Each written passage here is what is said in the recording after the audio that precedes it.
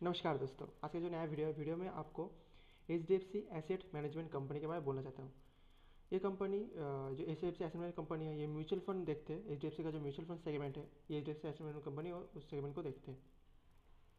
उसका mutual segment को देखने के लिए इस कंपनी को एस्टेब्लिश किया हुआ है। इसका जो मार्केट प्राइस है आप देख पा रहे हैं 2625 रुपीज़ है अभी रनिंग मार्केट प्राइस। 50 लो 50 हाई देख पा रहे हैं।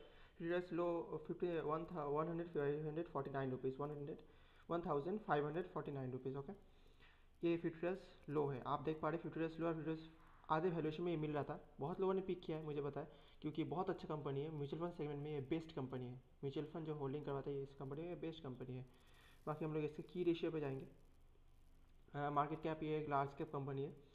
पी रेशियो आप देख पा रहे हैं 43 एंड पी रेशियो बहुत एक्सपेंसिव है। ये face value 5 and book value it's normally ये सब आपको देखने की और देखना है। ऑपरेटिंग प्रॉफिट कितना है? ऑपरेटिंग प्रॉफिट 1915 करोड़ है। नेट प्रॉफिट कितना है? 1000 से ऑपरेटिंग प्रॉफिट मार्जिन आ रहा है, देखो जो 9000 के आसपास, मतलब इसका 35,000 के आसपास, 35% के आसपास ऑपरेटिंग प्रॉफिट मार्जिन है। सॉरी मैंने गलत बोला, 35% के आसपास इसका ऑपरेटिंग प्रॉफिट मार्जिन है। प्रोमोटर होल्डिंग बहुत अच्छा है, 80% के आसपास प्रोमोटर होल्डिंग है। मतलब सोच लीजिए कंपनी का 80% प्रोमोटर्स के पास है, तो कंपनी को कितना अच्छे से ये लोग चलाएंगे, कितना अच्छे से इसको देखभाल करेंगे। सेल्स ग्रोथ 9% है। ROE बहुत अच्छा है, 35 एंड 51%, बहुत अच्छा ROE है। इसका सबसे इंटरेस्टिंग फैक्टर यही है कि इसका ग्रोथ, प्रॉफिट ग्रोथ देख पा रहे हैं आप। प्रॉफिट ग्रोथ 30% के आसपास इसका प्रॉफिट ग्रोथ है। मतलब ये जो प्रॉफिट है ये कॉन्टिन्यूसली 30% के आसपास ग्रोथ दिखा है अगले साल के इस साल में, और इसकी ग्रोथ ऐसे 30% के आसपास ही रहता है। मतलब कंपनी अगर 30% ग्रोथ दिखाए तो आप जिस प्राइस में खरीदेंगे, ये सबसे इंटरेस्टिंग फैक्ट है। आप एक्सपेंसिव भी खरीदे तो 2 साल के बाद वो एक्सपेंसिव नहीं रहता, वो नॉर्मल वैल्यू में आ जाता है। तो आपका जो शेयर प्राइस है बहुत बढ़ जाता है। आप नॉर्मली ग्रोथ पोटेंशियलिटी एंड आपका उसका ग्रोथ कितना है एंड उसका सेल्स ग्रोथ कितना आ रहा है, उसका प्रोमोटर होल्डिंग एंड उसका ऑपरेटिंग प्रॉफिट मार्जिन कितना है, ये सब देखने के बाद आप समझ पाएंगे कि कंपनी का जो आप मार्केट में इतना एक्सपेंसिव पे खरीद रहे हैं वो ज़्यादा लांछनीय है कि नहीं।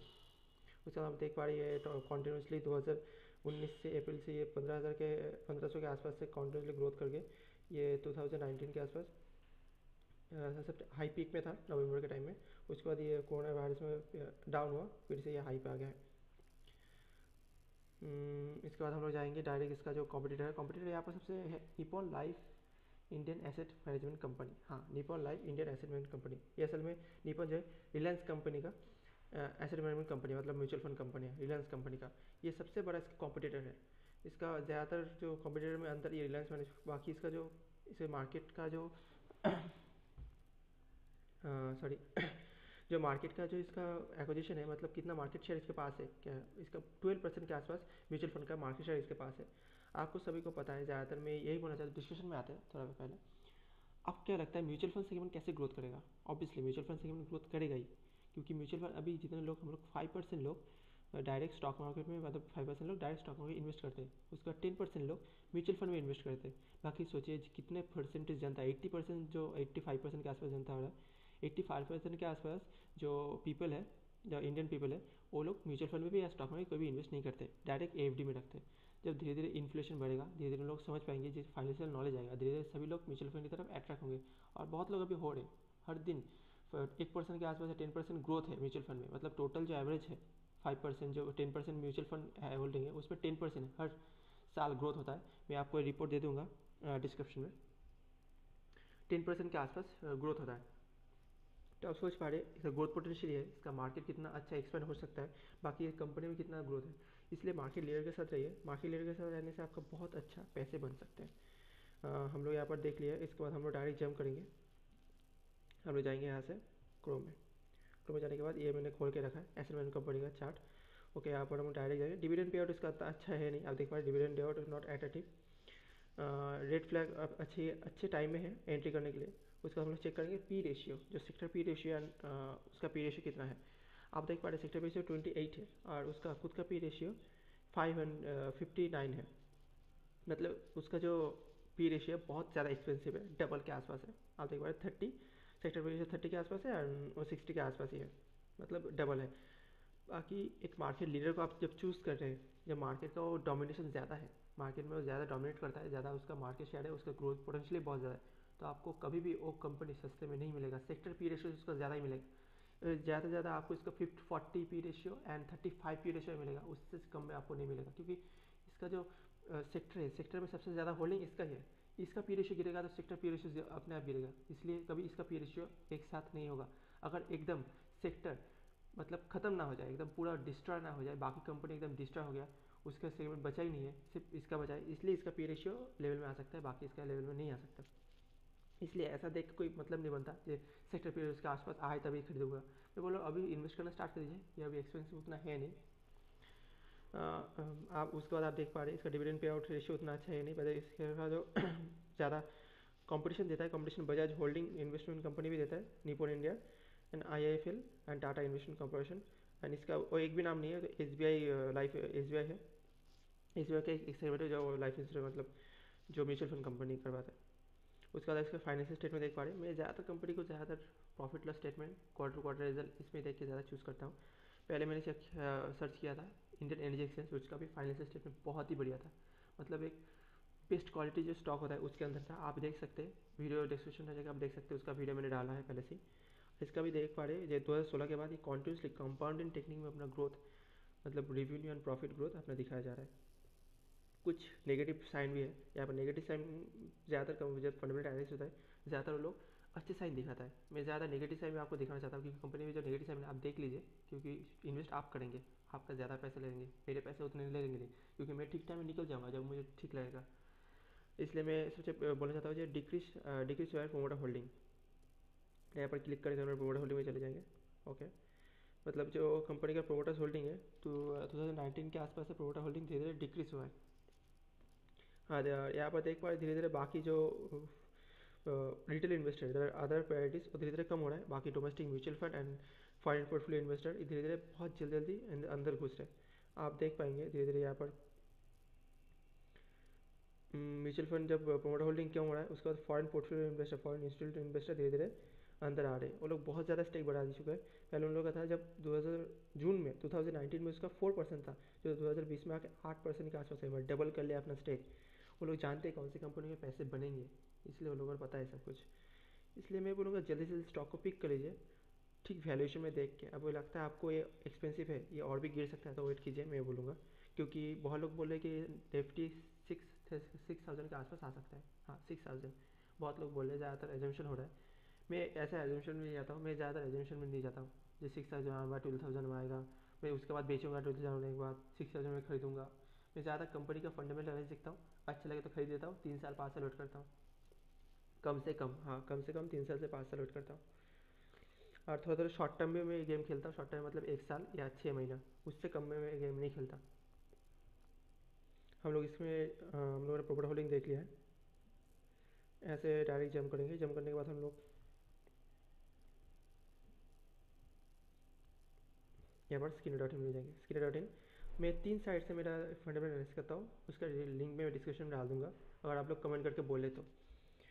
Asset management company, HDFC asset management company जो है, कंपनी का जो सबसे अच्छा है, सेबी जो है एग्जीक्यूटिव बोर्ड डायरेक्टर इसका एग्जीक्यूटिव होता है। इसका स्टैब्लिश हुआ था 2000 के टाइम में, जुलाई 3। आप ये देख पा रहे हैं। उसका पी रेशियो डायरेक्ट हम लोग यहाँ पर ज़्यादा डिस्कशन नहीं करेंगे, सब डिस्कशन हो चुका है। यहाँ पर देख पा रहे कंपेयर हुआ है, कंपेयर मैंने पहले कर दिया है। जाए quarter to quarter result. Okay, 2019 से इसका क्वार्टर क्वार्टर रिजल्ट है, दिसंबर तक है। बाकी इसका जो स्टार्टिंग है 2017 तक है। इसका ऑपरेटिंग प्रॉफिट मार्जिन में देख पा रहे हैं कितना अच्छे से ग्रोथ हुआ है। मैंने वहाँ पर गलत बोला, 35% मैंने बोला था। यहाँ पर उसका ऑपरेटिंग प्रॉफिट मार्जिन 53% से आसपास से होते ग्रोथ होते होते 80% के आसपास इसका ऑपरेटिंग प्रॉफिट मार्जिन ग्रोथ हो चुका है। 80%, हाँ, इतना अच्छा ऑपरेटिंग प्रॉफिट मार्जिन ग्रोथ आप कभी देख सकते हैं। इसका एक्सपेंसेस देखिए, एक्सपेंसेस बढ़ नहीं रहा है, इसका एक्सपेंसेस स्टेबल है। बाकी इसका जो ग्रोथ है, सेल्स ग्रोथ है, कॉन्टिन्यूसली ग्रोथ हो रहा है। क्योंकि आपको एक मेन फंडा बोलता हूँ, आप देख लीजिए, आप जब कंपनी में इन्वेस्ट कर रहे हैं तो कंपनी का सबसे अच्छा क्या है, कंपनी हम लोग जब देखते हैं कंपनी में उसका जो कंपनी एक्सपेंसेस कितना कम हो सकता है और कंपनी कितना अच्छा प्रॉफिट निकाल सकता है। एक्सपेंसेस कम और रेवेन्यू ज़्यादा, सेल्स ज़्यादा एंड एक्सपेंसेस कम, यही देखना है मेन फंड, और कुछ नहीं। ये मेन फंड में अगर कंपनी बैठ जाए और कंपनी बोर्डिंग ठीक हो, बोर्डिंग आसपास से निगेजिबल हो, मतलब उसका बोर्डिंग निगेजिबल है, तो उस कंपनी को आराम से उठा सकते हैं। आपको कंपनी अच्छे से रिटर्न देगी, कन्फर्म है। आगे कोई एक्सपेंशनल हो जाता है, मतलब कोई भी कंपनी ऐसे निकल आता है, जैसे स्विट्जरलैंड ने बहुत सा बार अपना फंड रेज किया है, बहुत बार 2013 से स्टार्ट करके उसने फंड इन्वेस्ट किया, उसके बाद उसका ग्रोथ होते होते बाकी उसने हर बार अपना फंड को ख़त्म कर दिया, इसका डेट वाला कंपनी बन गया, इसलिए उसका उतना अच्छा है नहीं।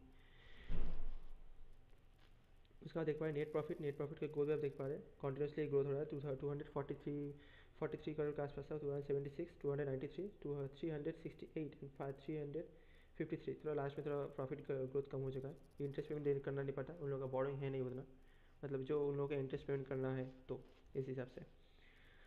मेन कंपनी का जो है उसका प्रॉफिट लॉस स्टेटमेंट जो अगर क्वार्टर टू क्वार्टर रिजल्ट अच्छा हो तो प्रॉफिट लॉस स्टेटमेंट कॉन्टिन्यूसली अच्छा ही होता है, क्योंकि उसका वो कॉपी करता है। बाकी यहाँ पर आप देख पा रहे हैं थोड़ा एक नेगेटिव पॉइंट यहाँ पर देख पा रहे हैं कि वहाँ पर हम लोग क्वार्टर क्वार्टर अच्छा प्रॉफिट देख पा रहे हैं क्योंकि अच्छा ग्रोथ हुआ है, किंतु यहाँ पर ईयर बेसिस में इसका जो ऑपरेटिंग प्रॉफिट मार्जिन है उतना अच्छा है नहीं। 2016 में बहुत कम था, उसके बाद 2017 18 एंड एयरटेल में 77% के आसपास ऑपरेटिंग प्रॉफिट मार्जिन आ रहा है, मतलब बहुत अच्छा इस साल के अंदर इसका आ रहा है। बाकी इसका 80% के आसपास आ सकता है इस साल में। बाकी डिप्रेशन आ रहा है धीरे धीरे, बाकी देखते हैं कितना अच्छा होता है।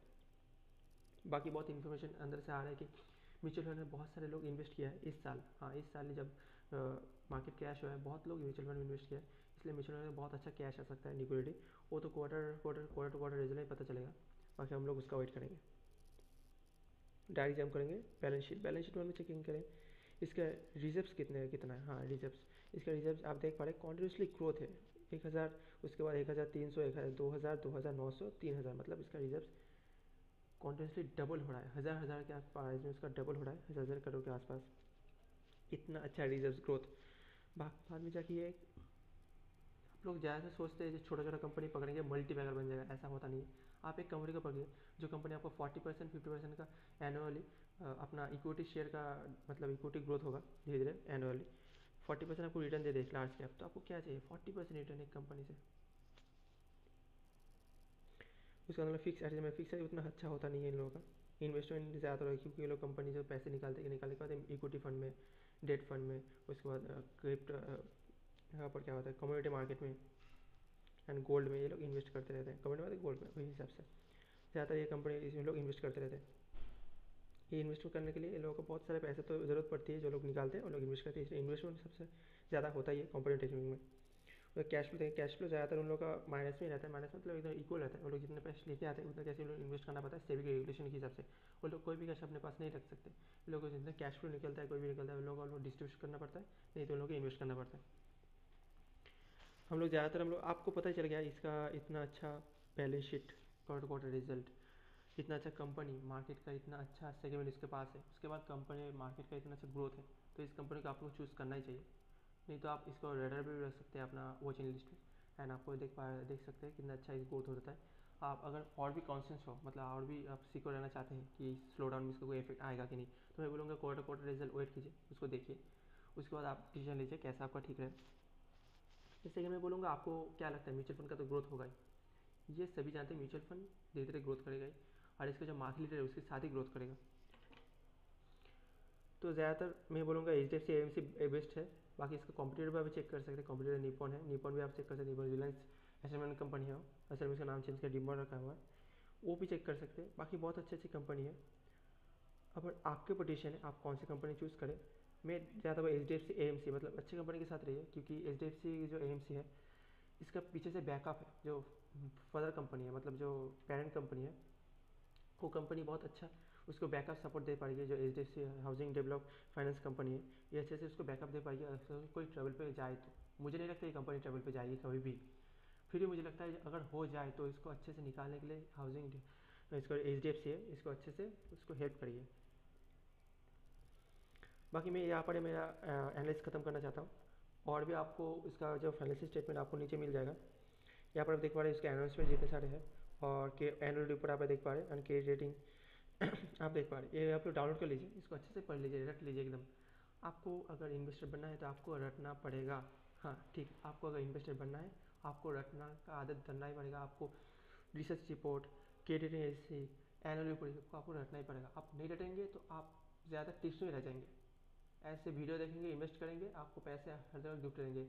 बहुत सारे लोग ज़्यादा लोग गलत इन्फॉर्मेशन देते हैं, जैसे मैंने आपको यहाँ पर इन्फॉर्मेशन दिया, एक साल के बाद इसका कोई ट्रैवल आ गया तो मैंने उसके ऊपर वीडियो बना दिया, क्योंकि आपने देखा नहीं, उसके बाद आपको क्या हुआ, वो पैसे आपने उस टेबल में नहीं देखा, आपने पैसे इन्वेस्ट कर दिए, आपने सोचा 3 साल के अंदर डबल हो जाएगा, तो उसका डबल हुआ नहीं।